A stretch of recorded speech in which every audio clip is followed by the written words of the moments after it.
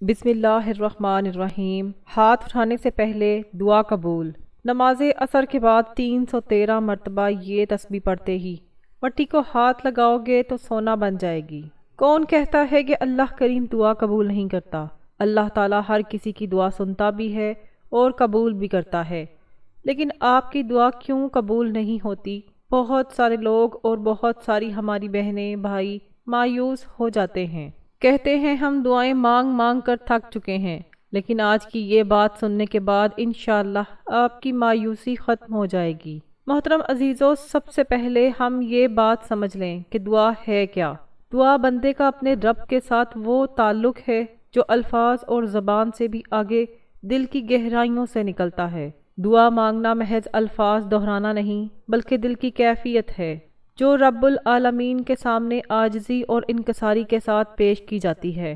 قرآن میں اللہ رب العزت فرماتے ہیں، اور جب میرے بندے آپ سے میرے بارے میں پوچھیں تو میں قریب ہوں، میں دعا کرنے والے کی دعا قبول کرتا ہوں جب وہ مجھے پکارتا ہے۔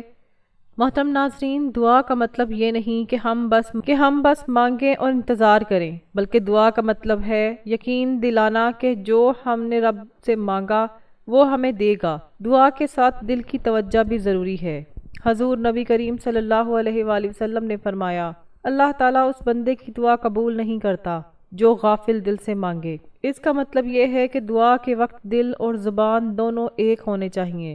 محترم ناظرین، صحابہ کرام رضی اللہ تعالیٰ عنہ جب دعا کرتے تھے تو ان کے دل عاجزی اور خوف سے بھر جاتے تھے، آنکھوں میں آنسو ہوتے تھے، ہاتھ آسمان کی طرف اٹھے ہوتے تھے اور زبان سے وہ کلمات نکلتے تھے جو سیدھا عرش تک پہنچ جاتے تھے۔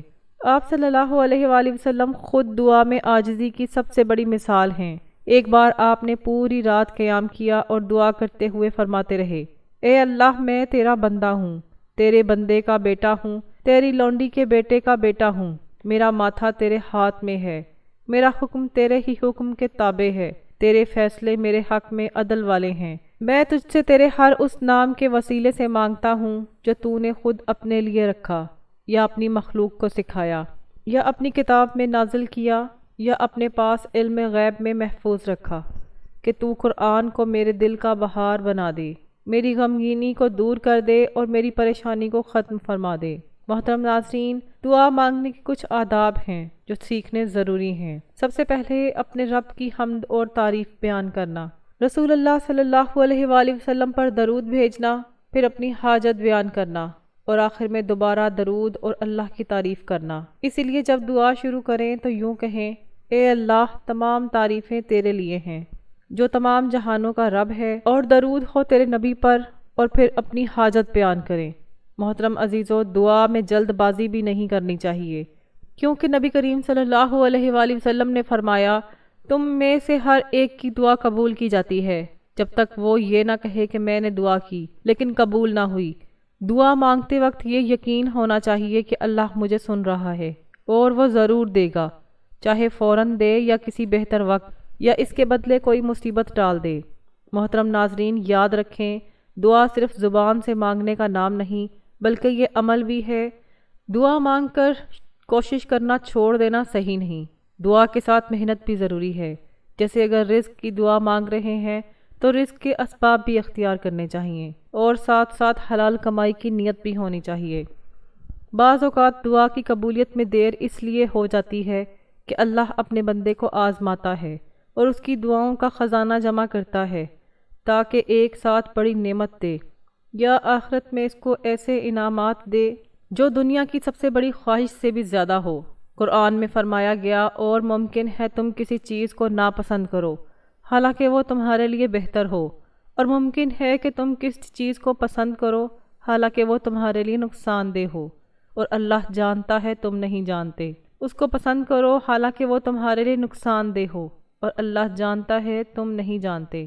محترم ناظرین، دعا کا سب سے بڑا راز یہ ہے کہ بندہ اپنی کمزوری کو پہچان لے اور یقین کر لے کہ اللہ ہی سب کچھ کرنے والا ہے۔ جیسے ایک بچہ ماں کے سامنے ضد کرتا ہے تو ماں اس کی ضد پوری کرنے کی کوشش کرتی ہے، اسی طرح اللہ اپنے بندوں کی فریاد سنتا ہے اور اس کے حاجات کو پورا کرتا ہے۔ بس شرط یہ ہے کہ ہمیں اخلاص اور عاجزی سے دعا کرنی چاہیے اور حرام سے بچیں، کیونکہ حرام کھانے والا بندہ چاہے کتنا ہی دعا کرے قبولیت میں رکاوٹ آتی ہے۔ جیسا کہ نبی پاک صلی اللہ علیہ وآلہ وسلم نے فرمایا، ایک آدمی لمبا سفر کرتا ہے، غبار آلود ہوتا ہے، ہاتھ آسمان کی طرف اٹھاتا ہے اور کہتا ہے یا رب یا رب، حالانکہ اس کا کھانا حرام، پینا حرام، لباس حرام اور پرورش حرام کی ہوئی ہو، تو اس کی دعا کیسے قبول ہوگی؟ محترم ناظرین، اس لیے دعا مانگنے سے پہلے اپنا دل صاف کریں، کسی کا دل نہ دکھائیں، حلال کمائی کریں، والدین کو راضی کریں اور پھر دعا مانگیں، تو اللہ کی رحمت کے دروازے کھلتے ہیں اور اس دعا کا اثر آپ کی زندگی میں ظاہر ہونے لگتا ہے۔ دعا مانگنے کے بعد مایوس نہ ہوں بلکہ شکر ادا کریں، کیونکہ شکر سے نعمت بڑھتی ہے۔ قرآن میں فرمایا گیا، اگر تم شکر کرو گے میں تمہیں اور زیادہ دوں گا، اور یہ شکر صرف زبان سے نہیں بلکہ دل سے ہونا چاہیے۔ ناظرین محترم، عصر کے وقت دعا مانگنا ویسے بھی قبولیت کا وقت ہے۔ اس گھڑی میں اگر کوئی شخص اخلاص کے ساتھ دعا کرے تو فرشتے اس کے لیے دعا کرتے ہیں اور آسمان و زمین کے دروازے رحمت کے لیے کھل جاتے ہیں۔ اس وقت کی برکت ایسی ہے کہ اگر ہم جان لیں تو اسے کبھی ضائع نہ کریں۔ یہی وہ وقت ہے جس میں کچھ مخصوص اذکار اور تسبیحات ایسی تاثیر رکھتی ہیں کہ زندگی بدل دیتی ہیں۔ ناظرین محترم، نماز صرف چند رکعتوں کا نام نہیں بلکہ اللہ اور بندے کے درمیان وہ عظیم ملاقات ہے جو دنیا کی کسی اور چیز سے بدل نہیں سکتی۔ قرآن مجید میں اللہ رب العزت فرماتے ہیں، بے شک نماز بے حیائی اور برے کاموں سے روکتی ہے، اور اللہ کا ذکر سب سے بڑی چیز ہے، اور یہ ذکر سب سے زیادہ کامل اور دل کو روشن کرنے والا اس وقت ہوتا ہے جب دل اور زبان دونوں ایک ساتھ اللہ کی طرف متوجہ ہوں۔ نماز کے اوقات میں سے عصر کا وقت وہ لمحہ ہے جو دن اور رات کے فرشتوں کی ڈیوٹی کی تبدیلی کا وقت ہوتا ہے، اور یہ تبدیلی ایک بہت بڑی رحمت کا دروازہ کھولتی ہے۔ نبی کریم صلی اللہ علیہ وآلہ وسلم نے فرمایا، تمہارے پاس دن اور رات کے فرشتے آتے ہیں اور وہ فجر اور عصر کی نماز میں جمع ہوتے ہیں، پھر وہ فرشتے جو رات میں تمہارے پاس رہے وہ اوپر چڑھ جاتے ہیں، اور اللہ ان سے پوچھتا ہے کہ تم میرے بندوں کو کس حال میں چھوڑ کر آئے ہو؟ وہ کہتے ہیں، ہم نے ان کو نماز پڑھتے ہوئے چھوڑا اور نماز پڑھتے ہوئے پایا۔ ناظرین محترم، یہی وجہ ہے کہ بزرگان دین عصر کی نماز کو سب سے زیادہ اہتمام سے ادا کرتے ہیں اور اس کے بعد اللہ کے ذکر میں لگ جاتے تھے، کیونکہ اس وقت رحمت کے فرشتے حاضر ہوتے ہیں اور دعا کی قبولیت کے امکانات بڑھ جاتے ہیں۔ عصر کے بعد کا وقت ایسا خزانہ ہے جس میں اگر ہم اللہ کا ذکر ڈالیں تو بدلے میں برکت، رحمت اور سکون کے جواہرات نکلتے ہیں۔ قرآن میں ذکر آیا ہے، بس اللہ کو یاد کرو صبح اور شام۔ شام کا مطلب مفسرین نے عصر کے بعد کا وقت بھی بیان کیا ہے، یعنی دن ڈھلنے کے بعد کا وہ لمحہ جب آسمان رنگ بدل رہا ہو اور دل کی کیفیت بدلتی ہو۔ محترم ناظرین، اللہ کے ذکر کی تاثیر انسان کے دل پر اسی طرح پڑتی ہے جیسے بارش کا پانی خشک زمین کو زندہ کر دیتا ہے۔ جب بندہ ذکر کرتا ہے تو اس کے دل کے رنگ اتر جاتے ہیں اور رحمت نازل ہوتی ہے۔ حدیث میں آیا ہے، اللہ تعالیٰ فرماتے ہیں، میں اپنے بندے کے ساتھ ہوتا ہوں جب وہ میرا ذکر کرتا ہے، اور ایک اور روایت میں ہے، اگر بندہ میرا ذکر اپنے دل میں کرے تو میں بھی اس کا ذکر اپنے دل میں کرتا ہوں، اور اگر وہ میرا ذکر کسی جماعت میں کرے تو میں اس کا ذکر اس سے بہتر جماعت میں کرتا ہوں۔ محترم ناظرین، عصر کے بعد ذکر کرنے والوں کے گھروں میں نور اترتا ہے، ان کے کاروبار میں برکت آتی ہے، ان کے رزق کے دروازے کھلتے ہیں اور ان کے دل سکون پاتے ہیں۔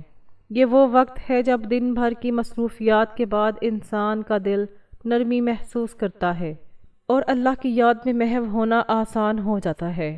یہی وجہ ہے کہ یہ وقت دعا اور تسبیح کے لیے سب سے قیمتی ہے، اور آج ہم جس عمل کے بارے میں جاننے والے ہیں، اگر کوئی بندہ اس وقت میں یہ عمل کر لے تو اس کی تاثیر اتنی زبردست ہوتی ہے کہ جس چیز کو وہ ہاتھ لگاتا ہے وہ اس کے لیے سونے کی مانند بن جاتی ہے، یعنی ہر کام میں برکت اور فائدہ ہو جاتا ہے۔ محترم ناظرین، یہ کوئی مبالغہ نہیں بلکہ یہ اس ذکر اور اس کی اس طاقت کی برکت ہے، کیونکہ اللہ نے خود فرمایا، جو اللہ سے ڈرتا ہے اللہ اس کے لیے راستہ، اس کے لیے نکلنے کا راستہ بنا دیتا ہے، اور اس سے وہاں سے رزق دیتا ہے جہاں سے وہ گمان نہیں کر سکتا۔ اور رزق کا مطلب صرف مال نہیں بلکہ ہر وہ خیر ہے جو انسان کی زندگی میں خوشی اور آسانی لائے۔ عصر کے بعد کا ذکر ایسا ہی خیر کا خزانہ ہے جسے سمجھنے والے کبھی خالی ہاتھ نہیں رہتے۔ ناظرین محترم، ہمارے اسلاف نے اس وقت کے ذکر کو اتنی اہمیت دی ہے کہ وہ اپنے معمولات میں سے کچھ بھی قربان کر دیتے، لیکن عصر کے بعد کا یہ لمحہ کبھی ضائع نہ کرتے۔ وہ جانتے تھے کہ اس وقت کے الفاظ سیدھا عرش تک جا پہنچتے ہیں اور اللہ کے حکم سے دنیا اور آخرت میں اثر ڈالتے ہیں۔ اس لیے اگر کوئی شخص رزق کی تنگی میں ہے اور نقصان کا سامنا کر رہا ہے، بیماریوں میں مبتلا ہے یا دل کا سکون کھو چکا ہے، تو عصر کے بعد کا یہ عمل اس کی زندگی کا رخ بدل سکتا ہے، کیونکہ یہ وقت قبولیت کا ہے اور عمل برکت والا ہے۔ محترم ناظرین، جس ذکر کی ہم آخر میں بات کریں گے، وہ اگر اس وقت میں کیا جائے تو اللہ کی قدرت کے نظام کے تحت اس کے نتائج ایسے آتے ہیں جیسے خشک شاخ پر پانی ڈالنے سے وہ سبز ہو جائے۔ یہ اللہ کی سنت ہے۔ جب بندے اخلاص کے ساتھ دعا اور ذکر کرے تو اللہ اس پر اپنی رحمت نازل کرتا ہے، اور یہ رحمت صرف روحانی نہیں بلکہ دنیاوی معاملات میں بھی ظاہر ہوتی ہے، جیسا کہ کاروبار میں غیر متوقع ترقی، گھر میں سکون اور تعلقات میں بہتری۔ یہ سب اس وقت کے ذکر کی برکت ہے۔ اس لیے آج جب آپ یہ بات سن رہے ہیں تو دل میں یہ عہد کر لیں کہ عصر کے بعد کا وقت ضائع نہیں کریں گے، بلکہ اس کو اللہ کے ذکر، دعا اور اس خاص عمل کے لیے وقف کریں گے تاکہ آپ بھی اس برکت کو اپنی زندگی میں محسوس کریں۔ محترم ناظرین، جب بندہ عصر کے بعد کا وقت ذکر الہی میں گزارتا ہے تو اس کی زندگی میں ایسی تبدیلیاں آتی ہیں جن کا اس نے خود کبھی تصور بھی نہیں کیا۔ یہ دونوں یعنی زبان اور دل جب اللہ کا ذکر کرتے ہیں تو ان کے دل کا بوجھ ہلکا ہو جاتا ہے اور اللہ کی مدد ان کے ساتھ شامل ہو جاتی ہے۔ زندگی میں کوئی کام ان کے لیے مشکل نہیں رہتا، کوئی رکاوٹ ان کے راستے میں حائل نہیں رہتی، کیونکہ اللہ رب العزت نے خود وعدہ فرمایا، اللہ ایمان والوں کا مددگار ہے، اور جب مددگار اللہ ہو تو پھر کون ہے جو اس کے بندے کا کچھ بگاڑ سکے۔ ناظرین محترم، اللہ کی نصرت جب اس پر اترتی ہے تو وہ بظاہر عام انسان یعنی غیر معمولی کامیابیاں حاصل کر لیتا ہے۔ اللہ کے نبی نے فرمایا، جان لو اللہ کی مدد صبر کے ساتھ آتی ہے، اور کشادگی تنگی کے بعد آتی ہے، اور آسانی مشکل کے بعد آتی ہے۔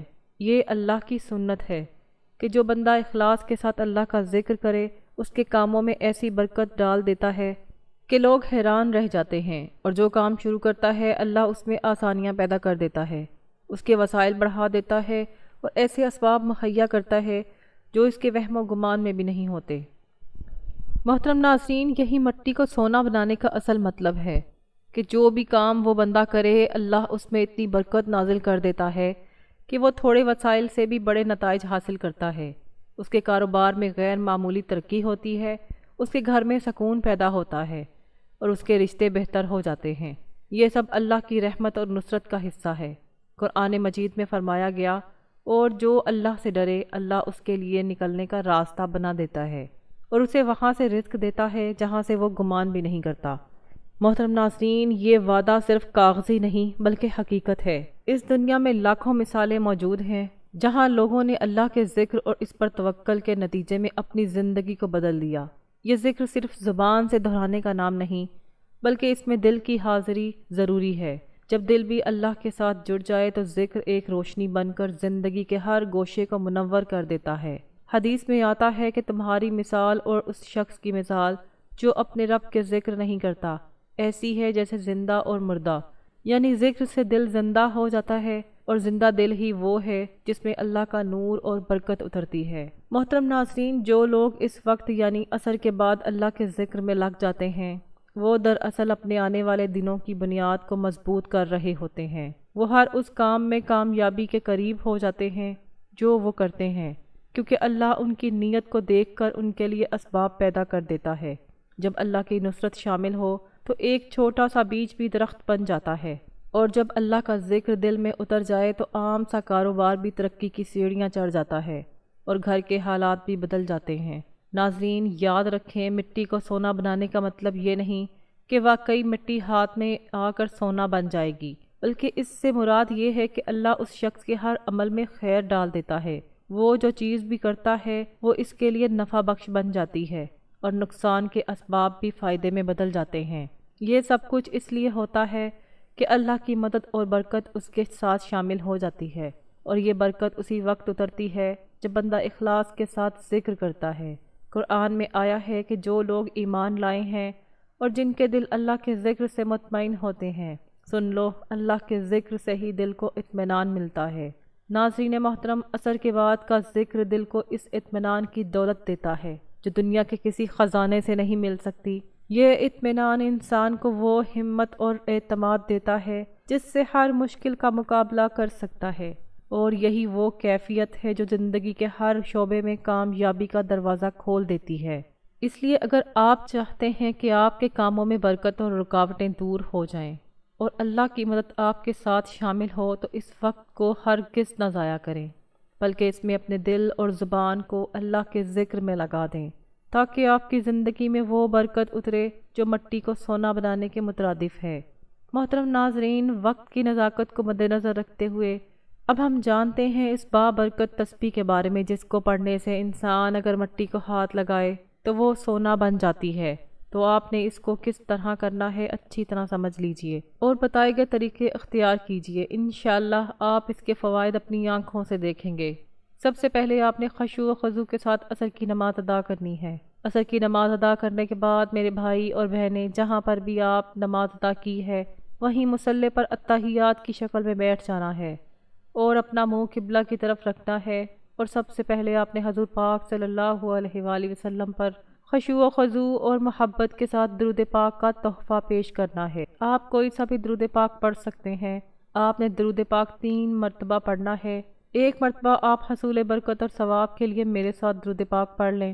اللہم صلی علی محمد وعلی آل محمد کما صلیت علی ابراہیم وعلی آل ابراہیم انک حمید مجید۔ اللہم بارک علی محمد وعلی آل محمد کما بارکت علی ابراہیم وعلی آل ابراہیم انک حمید مجید۔ محترم ناظرین، درود ابراہیمی 3 بار پڑھنے کے بعد آپ نے سورۃ اخلاص پڑھنی ہے۔ یہ قرآن مجید کی ایک مختصر مگر عظیم سورت ہے۔ اس کو 3 بار پڑھنا ہے کیونکہ حدیث مبارکہ میں آیا ہے کہ سورۃ اخلاص 1/3 قرآن پاک کے برابر ہے، اور قرآن کے ہر حرف پر 1 نیکی اور ہر نیکی پر 10 گنا اجر ملتا ہے۔ تو آپ سوچیں اس کا ثواب کس قدر زیادہ ہے۔ بسم اللہ الرحمن الرحیم۔ قل هو اللہ احد اللہ الصمد لم یلد ولم یولد ولم یکن لہ کفوا احد۔ ناظرین محترم، سورۃ اخلاص 3 بار پڑھنے کے بعد اللہ رب العزت کی یہ 2 نام برکت والے نام پڑھنے ہیں، یا قابض یا خافض۔ ان کو آپ نے 100 مرتبہ پڑھنا ہے۔ اس طرح یا قابض یا خافض 1 بار ہو گیا، یا قابض یا خافض 2 بار ہو گیا۔ اسی ترتیب سے آپ نے ہاتھ کی انگلیوں پر پڑھ لیں یا تسبیح کے دانوں پر آپ نے اس کو 100 مرتبہ پڑھنا ہے، یعنی ایک تسبیح مکمل کرنی ہے۔ ناظرین، اب اس عمل کی ریڑھ کی ہڈی یعنی اصل تسبیح آتی ہے، اور وہ ہے سبحان اللہ و بحمدہ سبحان اللہ العظیم۔ یہ وہ ذکر ہے جو بندے کو دنیا اور آخرت دونوں میں کامیابی دیتا ہے۔ آپ نے اس کو خشوع و خضوع کے ساتھ، عاجزی کے ساتھ، آنکھیں بند کر کے 313 بار پڑھنا ہے۔ آپ چاہیں تو تسبیح کے دانوں پر پڑھ لیں یا ہاتھ کی انگلیوں پر پڑھ لیں، لیکن تعداد بالکل 313 ہونی چاہیے۔ اس ذکر کی فضیلت یہ ہے کہ رسول اللہ صلی اللہ علیہ وآلہ وسلم نے فرمایا، 2 کلمے ایسے ہیں جو زبان پر ہلکے مگر ترازو میں بھاری اور اللہ کو بہت محبوب ہیں، سبحان اللہ و بحمدہ سبحان اللہ العظیم۔ یہ ذکر گناہوں کو مٹاتا ہے، رزق میں کشادگی پیدا کرتا ہے اور دل کے بوجھ کو ہلکا کر دیتا ہے۔ اس کے پڑھنے سے گھروں میں سکون اور برکت آتی ہے، بیماریاں دور ہوتی ہیں اور اللہ کے فرشتے پڑھنے والے کے لیے دعا کرتے ہیں۔ محترم عزیزو، جب آپ یہ ذکر 313 بار مکمل کر لیں تو آخر میں وہی درود پاک 3 بار پڑھنا ہے جو آپ نے عمل کے شروع میں پڑھا تھا۔ اس طرح یہ عمل مکمل ہو جائے گا اور انشاءاللہ اس کے اثرات آپ اپنی آنکھوں سے دیکھیں گے، اپنی زندگی میں دیکھیں گے۔ جو بھی کام آپ کے ہاتھ میں آئے گا اس میں اللہ برکت ڈالے گا، اور جو راستے بند ہیں وہ کھل جائیں گے، جو رزق میں کمی ہے وہ پوری ہو جائے گی، اور جو دل میں بے سکونی ہے وہ اطمینان میں بدل جائے گی۔ یہ سب کچھ اللہ کے ذکر کی برکت ہے، اور یہی مٹی کو سونا بنانے کا حقیقی مفہوم ہے۔ ناظرین، اس عمل کی فضیلت ایسی عظیم ہے کہ جسے کوئی بندہ اخلاص، یقین اور عاجزی کے ساتھ اختیار کرتا ہے تو اللہ رب العزت اس کی زندگی میں ایسی برکتیں نازل فرماتا ہے، اس کے کام آسان ہو جاتے ہیں، رکاوٹیں دور ہو جاتی ہیں، اور وہ جو کام بھی کرتا ہے اس میں خیر اور بھلائی پیدا ہو جاتی ہے۔ مٹی کو سونا بنانے سے مراد یہی ہے کہ جس چیز میں ہاتھ ڈالے اللہ اس میں اپنی رحمت اور برکت شامل فرما دے، اس کی محنت ضائع نہ ہو بلکہ بڑھ کر پلے پھولے اور ایسے دروازے کھلیں جن کا اس نے کبھی سوچا بھی نہ ہو۔ یہ عمل خاص طور پر اس وقت زیادہ اثر رکھتا ہے جب بندہ عصر کی نماز کے بعد خشوع و خضوع کے ساتھ بیٹھ کر اللہ کا ذکر کرے، جیسا کہ ہم نے اس میں درود ابراہیمی، سورۃ اخلاص، اسماء حسنی اور سبحان اللہ و بحمدہ سبحان اللہ العظیم کا ورد بتایا۔ یہ سب چیزیں مل کر ایسی روحانی طاقت پیدا کرتی ہیں جو بندے کے دل کو نور اور گھر کو برکت سے بھر دے۔ جو بندہ اس عمل کو اپنی زندگی کا حصہ بنا لے، اس کے رزق میں اضافہ، دل میں سکون، مشکلات میں آسانی اور کاروبار یا ملازمت میں ترقی ہوتی ہے، گھروں میں محبت، خوشحالی اور رحمتیں اترتی ہیں اور بندہ خود کو اللہ کی مدد اور نصرت کے سائے میں محسوس کرتا ہے۔ ناظرین محترم، ہماری آج کی ویڈیو اگر آپ کو اچھی لگی ہو تو اس کو لائک کر دیں، شیئر کر دیں۔ اگر آپ ہمارے چینل پر نئے ہیں تو اس کو سبسکرائب کر دیں، ساتھ لگے گھنٹی کے بٹن کو ضرور دبا دیں تاکہ جب بھی میری نئی ویڈیو آئے تو آپ تک بر وقت پہنچتی رہے۔ کمنٹ باکس میں اللہ کریم کے بابرکت ناموں میں سے ایک نام حصول برکت اور ثواب کے لیے ضرور تحریر فرما دیں۔ آخر میں اللہ رب العزت سے دعا ہے، یا اللہ ہمارے دلوں کو اپنی یاد سے آباد فرما، ہمارے گھروں میں اپنی رحمتیں اور برکتیں نازل فرما، ہماری دعاؤں کو قبول فرما، ہماری مشکلات کو آسانیوں میں بدل دے، ہمارے رزق میں کشادگی اور ہمارے کاموں میں برکت عطا فرما۔ اللہ ہمیں اس عمل کی برکت سے دنیا اور آخرت دونوں میں نواز دے اور ہمیں اپنی رضا کا قرب عطا فرما۔ اللہ رب العزت ہم سب کا حامی و ناصر ہو۔